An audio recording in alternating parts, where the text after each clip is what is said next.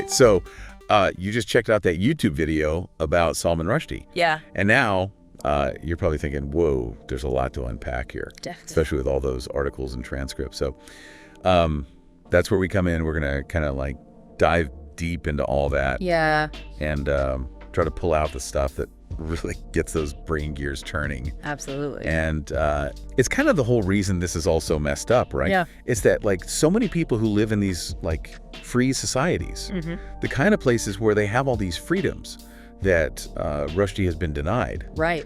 They seem to be, like, at least indirectly, kind of supporting the same ideology that led to the fatwa against him. Yeah, it's wild. Like, wait a minute, you're over here enjoying these freedoms, but you're okay with someone else being threatened for using them. It's a real head scratcher. It makes you question, like, what does tolerance even mean anymore? Yeah, are we, like, as free societies, so focused on being, like, open to everything that we end up being, like, tolerant of intolerance? Yeah.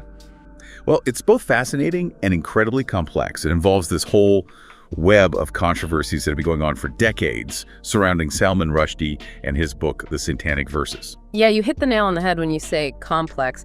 I think what's so captivating about this story is that it forces us to really confront, some of those uncomfortable truths about freedom of speech, hypocrisy, and how opposing ideologies can somehow manage to coexist, even in societies that, at least on the surface, champion things like individual liberty. Definitely. So, just to kind of lay the groundwork here, most people are probably familiar with the basics. Back in '89, Salman Rushdie publishes The Satanic Verses. Yeah. And there's an immediate outcry, right? Particularly from some segments of the Muslim community. And then Ayatollah Khomeini, who at the time was the supreme leader of Iran, he issues a fatwa calling for Rushdie's death. Yeah. So all of a sudden, you have this author who's facing a global death threat, essentially for just writing a novel. Right. So let's jump into some specific examples. Okay. Some pretty big names are in this mix. For sure. And I gotta say, I think the piece does a pretty good job of laying it all out, not shying away from the stuff that makes people uncomfortable. Yeah, absolutely. Like, let's take Jimmy Carter, for example. Former U.S. president, Nobel Peace Prize winner, human rights advocate. Right. You'd think he'd be, like, all about free speech, wouldn't you? Yeah, you'd think so. But he actually criticized Rushdie's The Satanic Verses, called it an insult to Muslims, which raises the question, right? Where's the line between protecting free speech and being sensitive to people's religious beliefs? Right. Is just being offended enough to, like, limit someone's right to say what they think? It's tricky, for sure. It's a tough balance. Definitely. It makes you wonder, like, did Carter think about what might happen because of what he said? Right. Did he realize that his criticism could, like, be used by the people who wanted to silence Rushdie? Talk about trying to walk a really fine line there. Yeah, his stance definitely reveals this sort of inherent tension, maybe even a paradox. Can you really be a champion for freedom of expression while simultaneously implying that there should be limits on what people can actually say, especially when it comes to religion? It raises a huge question. Where do you draw that line between protecting free speech on the one hand and trying to prevent harm or offense on the other, especially in a world that's becoming more and more diverse and interconnected? It's a question worth pondering, and actually it kind of leads us to another interesting figure that we should mention. Okay. Roald Dahl. Oh, wow. The children's book author. Yeah. Famous for those quirky, sometimes kind of subversive stories. Yeah, I loved those books growing up. Well, he called Rushdie a dangerous opportunist. Basically said he was intentionally trying to provoke controversy. Oh, wow. That's a little ironic coming from him, don't you think? Yeah, for sure. You've got Dahl, who pushed the boundaries himself, saying that Rushdie went too far. Right. I guess it just shows you how subjective this whole idea of what's offensive really is. It does. Now, you wouldn't necessarily think of him as someone who shies away from, pushing boundaries or challenging the status quo. His books are full of, like, quirky characters and kind of subversive humor. But guess what? He actually called Rushdie a dangerous opportunist, basically siding with those who wanted to silence him. I know, right? It's sort of mind-blowing. It really just shows you how even people who we might think of as being really progressive or open-minded can have these blind spots, We tend to be big supporters of free speech as long as it aligns with our own WN values or it doesn't, challenge beliefs that are close to our hearts. But as soon as we're confronted with ideas that we personally find offensive or threatening, well, our commitment to that principle can waver. It's almost like we all have these areas where our tolerance just disappears, especially when it comes to, touchy subjects like religion. Right. And here's where it gets even more ironic. Rushdie, despite Dahl's earlier criticism of him, defended Dahl's books when they were at risk of being censored or edited to suit modern sensitivities. Rushdie called it absurd censorship, saying Dahl's works should be preserved as they were written, even if parts of them are now considered offensive. Wait, so Rushdie, the guy Dahl criticized, stood up for Dahl's right to have his works remain untouched? Exactly. It shows how deeply Rushdie believes in freedom of expression as a principle, not just when it suits him. That's huge. It really highlights the contrast here. Rushdie standing by a universal principle of free speech, even for someone who once dismissed him. Meanwhile, Dahl, who often challenged norms in his own work, couldn't extend that same belief to Rushdie. Okay, so then there's John le Carré, Okay. master of spy fiction, right? Yeah. The guy understood power and ideology like nobody else. Definitely. But even he seemed to be saying that, there should be consequences for insulting religion. It's interesting. Le Carré's view is one that a lot of people still hold today, that certain things, especially stuff related to faith, should be handled with more caution and respect. I get that. Yeah. But, doesn't that raise the question of should any ideas or beliefs be off limits for criticism? It does. It's a slippery slope, right? So are you ready for another layer of complexity to this whole thing? The article then goes on to discuss some individuals who openly support the Fatwa against Rushdie while living comfortably in, the very societies that are supposed to be the champions of free speech. And get this, one of the most prominent examples is Ayatollah Mohajerani, a former Iranian minister of culture. Right. And what makes Mohajerani's case so interesting is that he doesn't just privately hold these beliefs, he actively promotes them. He's using the platforms and the protections that a free society offers to advocate for the suppression of any ideas that HE finds objectionable. Oh yeah, and he is not shy about it. The article mentions that he's now based in London, and he's written a whole book defending the Fatwa. And not only that, but back in 2022, when Rushdie was actually attacked on stage, Mohajerani went on this whole Twitter rant, seemingly justifying the violence. He even called the attacker, Hadi Matar, a zealot, and basically suggested that anyone who insults religion deserves to be treated that way. It's chilling, isn't it? It's like he's trying to use the very principles of free speech to dismantle those principles, to create this atmosphere of fear where any criticism or dissent is met with violence or the threat of violence. It really makes you wonder, how can people like him reconcile their actions with the values of the societies they live in? It's such a glaring contradiction, and it's something that this article really tries to get to the bottom of. Yeah, and what's even more striking is that Mohajerani doesn't seem to see any contradiction there at all. He genuinely believes that he's fighting for what's right, that he's defending Islam from those who would want to insult or undermine it. So you've got this former Iranian minister of culture living in London, writing books and posting on Twitter justifications for violence against an author who dared to kind of push some buttons on religious sensitivities. Pretty ironic, right? The guy who wanted to shut Rushdie up is now enjoying all the freedoms of a liberal democracy. The very freedoms that Rushdie's been denied. Exactly. It's what? And it gets even crazier. He wrote a whole book defending the death sentence for Rushdie. Seriously? Wow. This is a guy who's living in a society that's supposed to value free speech. Right. But he's still supporting the Fatwa. Mm-hmm. How do we reconcile that with our commitment to being open and tolerant? Yeah, how do we deal with people who openly want to hurt others just because of their opinions? I know, this is, It's tough. It's a lot to process. It really makes you wonder, right? Does living in a free society actually change anything? Yeah. About someone's deeply held beliefs? Especially when those beliefs are, about violence. Exactly. It's heavy stuff. It is. And it's crucial to remember the context here, Iran under Khomeini's rule was and still is a theocracy. What that means is religious law has immense power there. It shapes not only personal conduct, but also the entire political and legal system. So from their perspective, a book like the Satanic Verses, which they saw as deeply blasphemous, wasn't just some piece of art or a fictional story. It was a direct attack on their core beliefs and their authority. A real clash of worldviews, huh? This collision between the idea of artistic freedom on one side and religious sensitivities on the other.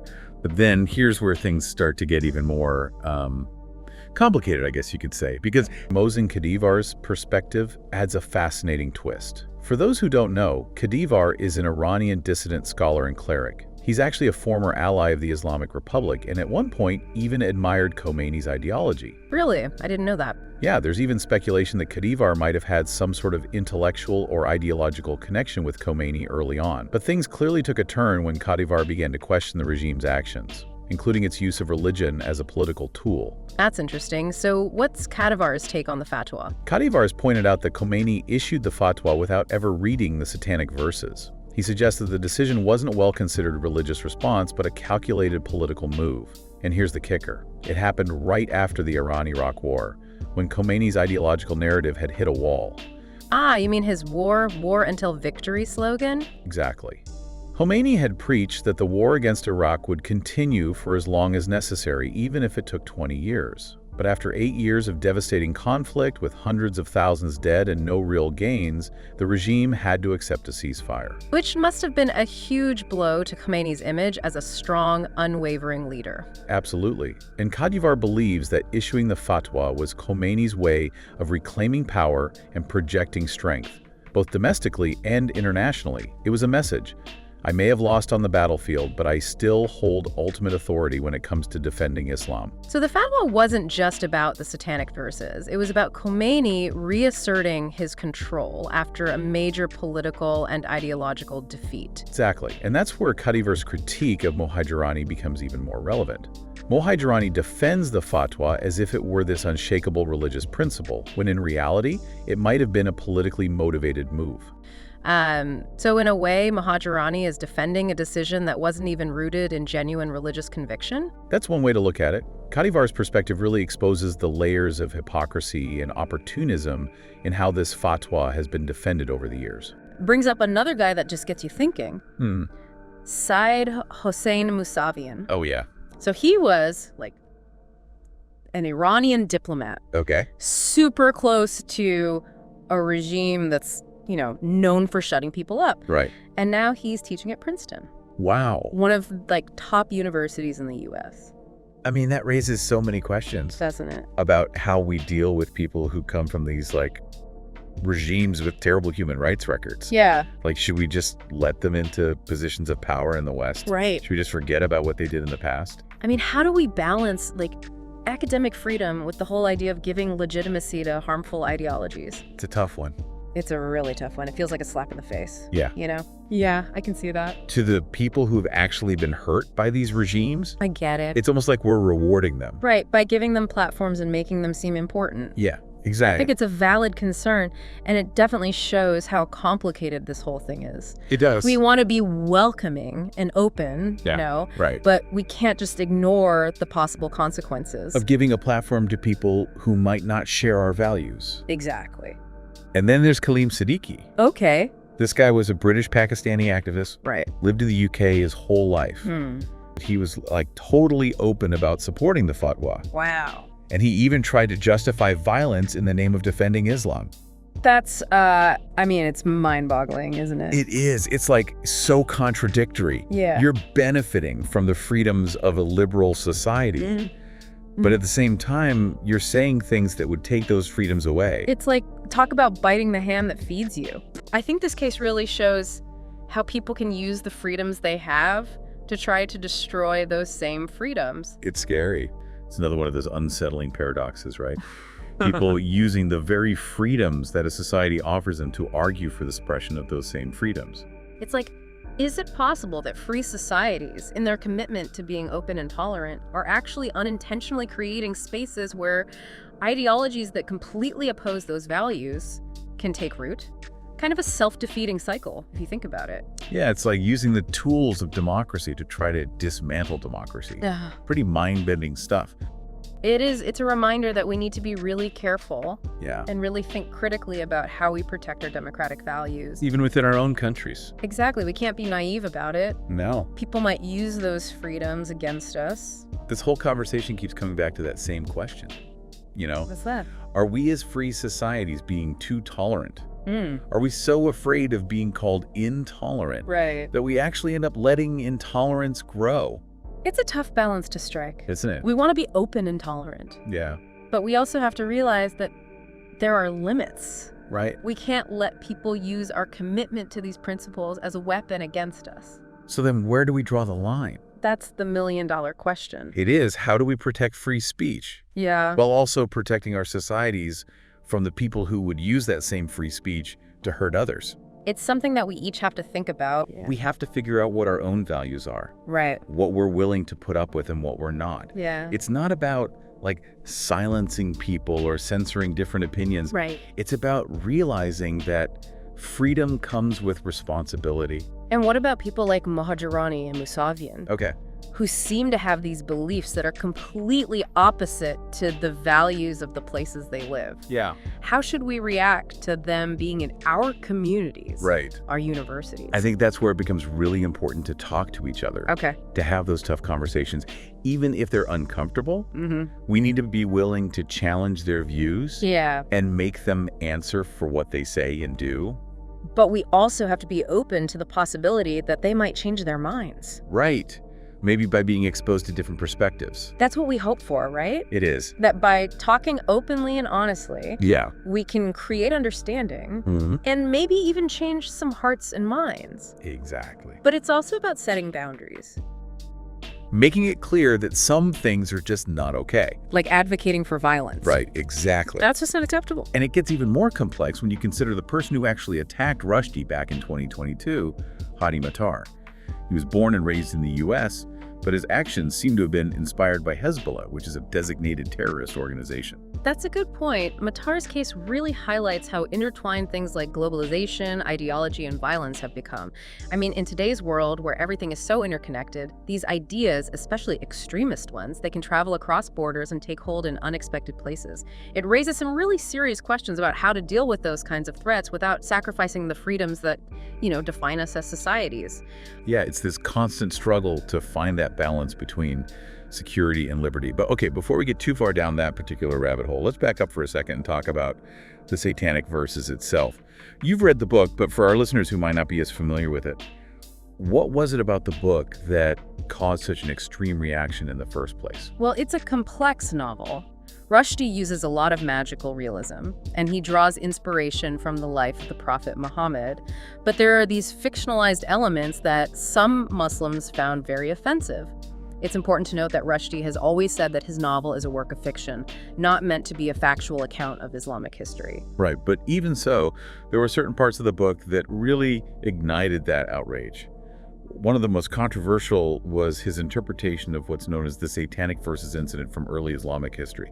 Can you maybe give us a little breakdown of that? No, let's not dive into that here. For a detailed breakdown of the Satanic Verses incident, everyone should go back and watch episode 1 of this Salman Rushdie series on our channel. It's a must-watch to fully grasp the context behind this entire controversy. That's a great point. Episode 1 really lays the groundwork for everything we've discussed here.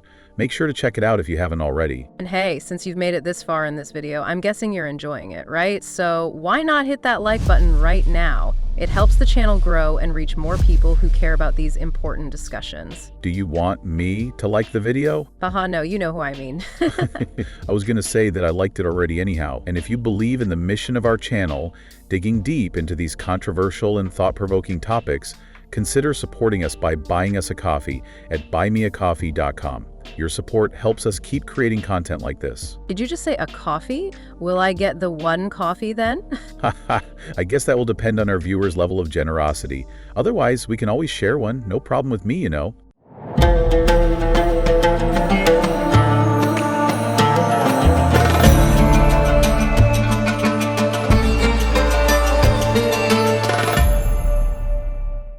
So for our listeners, why should they care about all this?